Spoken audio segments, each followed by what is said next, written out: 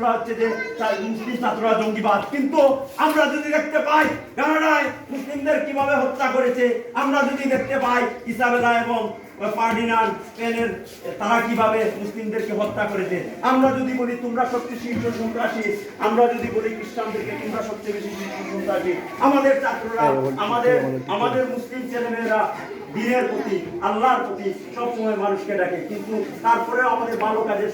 জন্য শুনতে হয় যে আমরা জঙ্গিবাদ, আমরাই সবচেয়ে খারাপ। এখন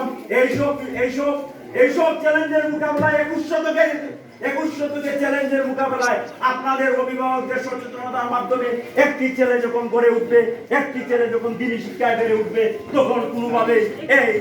এই বাংলার জমিন থেকে, এই সারা বিশ্ব থেকে আমরা যদি দেখি আফ্রিকা, মাগরিব, আমরা যদি দেখি মাগাদিসু, আমরা যদি দেখি কেনিয়া, আমরা যদি দেখি উত্তর আফ্রিকা, আমরা যদি দেখি এশিয়া ফসফরাস, আমরা যদি দেখি ইউরোপ, আমরা যদি দেখি সুইডেন, আইসল্যান্ড, চতুর্দিকে আল্লাহর দিনের আওয়াজ ছড়িয়ে পড়বে এই সব ছাত্রদের মাধ্যমে। আমি অত্যন্ত গর্বের সাথে বলতে পারি আপনারা নাজাত মডেল স্কুলকে বেছে নিয়েছেন আপনাদের ছেলে মেয়েদের জন্য। এই ছেলেরা দিনী শিক্ষা, আধুনিক শিক্ষার পাশাপাশি জাগতিক শিক্ষার পাশাপাশি নিজেদেরকে